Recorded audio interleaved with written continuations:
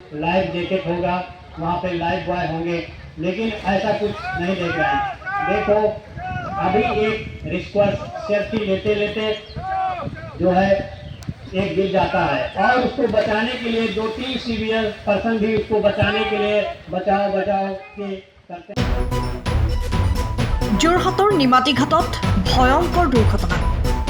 Selfie ল'বলৈ নাৱৰ পৰা ব্ৰহ্মপুত্ৰত পৰিল এজন যুৱক। যুৱকজনক বচাবলৈ আন দুজন যুৱকেও ব্ৰহ্মপুত্ৰত জাপ দিয়ে। তিনিওজনে ব্ৰহ্মপুত্ৰৰ পানীত ককবকাই থকা অৱস্থাত খবৰ দিয়া হয় NDRF আৰু SDRF বাহিনী।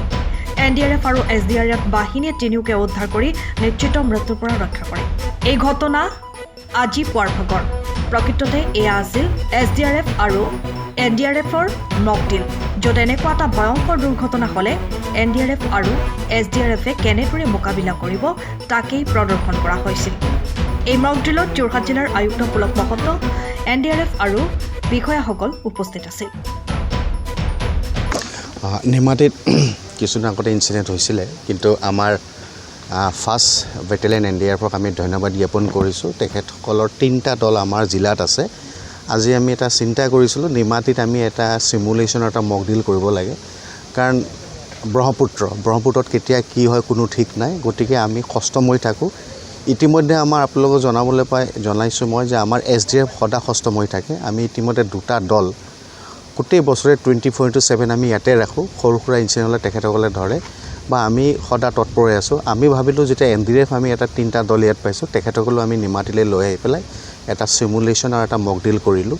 তাৰ 2টা ইছ্যু আছে যে ছেফটি আমি চাব লাগিব, যিসকল আমাৰ মাজুলীলৈ আমাৰ ৰাইজসকল পাৰ হয়, যদি ভগৱানে নকৰক কিবা যদি বোট কেপচাইজ হয়, আমি কেনেকৈ ৰিকভাৰী কৰিব পাৰোঁ, উদ্ধাৰ কৰিব পাৰোঁ। আৰু দ্বিতীয়তে এনেকুৱা ধৰণৰ মক এক্সাৰচাইজ কৰিলে আশে পাশে মানুহৰ এৱাৰনেছ এটা বাঢ়ে।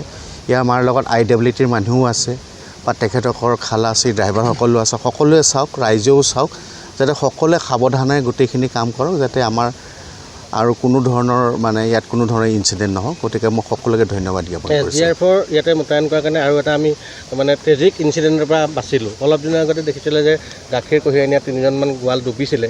SDRF ইয়াত থকাৰ কাৰণেই তৎপৰতা উদ্ধাৰ কৰিছে। আমাৰ SDRFৰ টীমটোৱে খুব আউটষ্টেণ্ডিং কাম কৰে।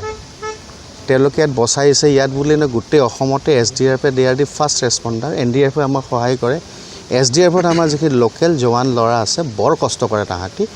মোৰো মনত আছে, আমি খুব ভৰ বাৰিষাটো যেতিয়া আমি হাতীখালটো কাট অফ হৈ আছিলে, আমি SDRFৰ নাও লৈ পেলাই তেখেতসকলক ৰিলিফ দিবলৈ আমি সক্ষম হৈছিলোঁ। গতিকে মই তেখেতসকলক ধন্যবাদ জ্ঞাপন কৰিছোঁ। আৰু এটা গুৰুত্বপূৰ্ণ কথা আমি সেই ৰাতিপুৱা লক্ষ্য কৰিলোঁ যে শাওণ ভাদমহীয়া ব্ৰহ্মপুত্ৰ আপোনাৰ ইমান তৰাং নহয়। এইবাৰ IWT অভিযন্তাই কৈছে যে 41st টাইম ইমান আপোনাৰ চাপৰি পাতিছে য'ত ত'ত, আৰু নাওবিলাকৰ চেনেলবোৰ চেঞ্জ কৰিছে। জাহাজ চলাবলৈ অলপ কমলাবাৰীত অসুবিধা হৈছে। মোক IWT আজি ক'লে, মই ৰাতিপুৱা অভিযন্তাৰ লগত কথা পাতিছোঁ। মই তেখেতসকলক ঊৰ্ধ্বতন কৰ্তৃপক্ষৰ লগত কথা পাতিবলৈ দিছোঁ, কাৰণ যদি এইটো গতিৰে পানী নামি যায় খৰালিত অসুবিধা হ'ব পাৰে। গতিকে কিছু ডেজাইন তেওঁলোকে কৰিব পাৰে, চেনেল তেওঁলোকে বিচাৰি উলিয়াব লাগিব। যিকোনো প্ৰকাৰে আমি মাজুলীৰ কাৰণে যাতায়াতটো আমি সুচল কৰি ৰাখিব লাগিব। IWT ডিপাৰ্টমেণ্টে এইটো ব্যৱস্থা ল'ব।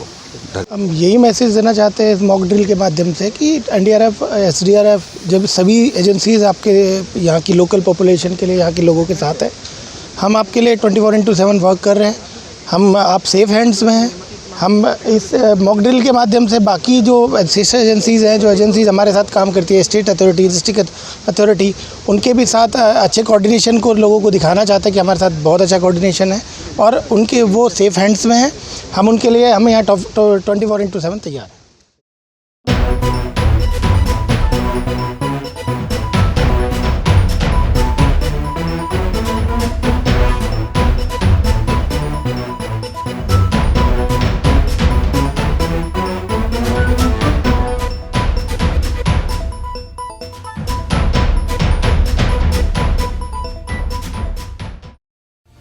সময়ৰ খবৰ সময়ত পাবলৈ ফলো কৰক টাইম অফ আছাম।